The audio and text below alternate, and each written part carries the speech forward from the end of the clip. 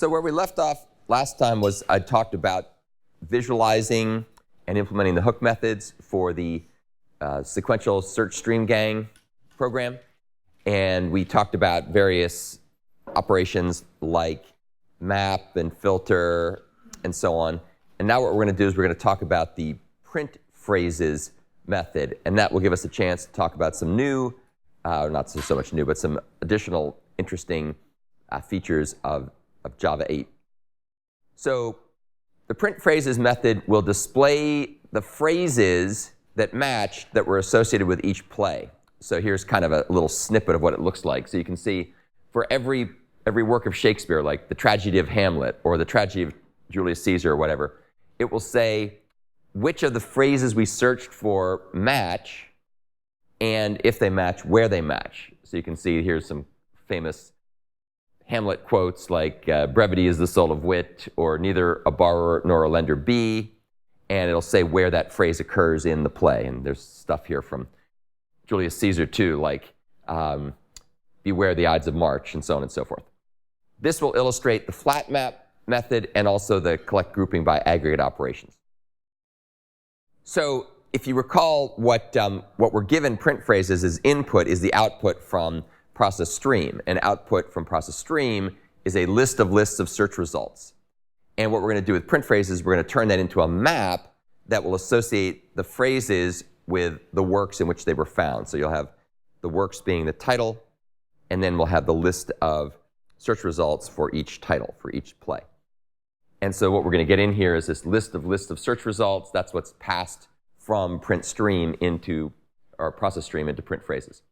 And keep in mind that some of these lists of search results may be empty. And that would be if there was something that didn't match. If we looked up the phrase, neither a borrower nor a lender be, and anything other than Hamlet, it won't show up. So there'll be some things that won't match. There'll be empty search results. So keep that in mind. So the first thing we do is this method will convert the list of search results into a stream of lists of search results. So it's a stream of lists. Keep that in the back of your head. And so we have a stream of lists of search results. And what we're going to do now is we're going to connect that with the flat map operation. And flat map is a very, very cool operation.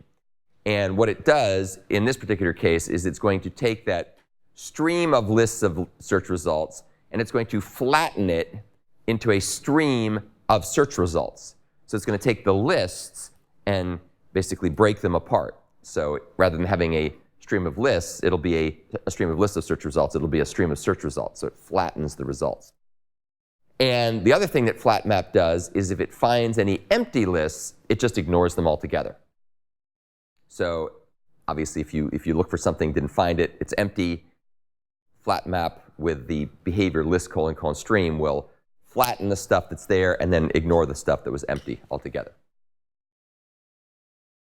And then what we're going to do after we do that is we're going to take that stream of non-empty search results and we're going to go ahead and group it. So we're going to group it according to the title, which is the key in this map, and then the list of results for each title.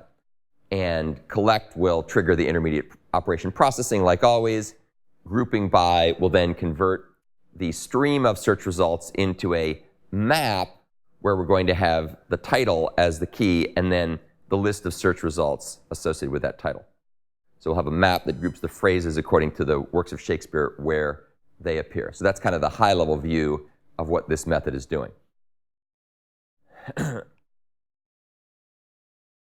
we'll do next, of course, is take a look at how it's actually implemented. But I think it's always useful to get a bird's eye view of visualizing the behavior without getting wrapped up in the details first.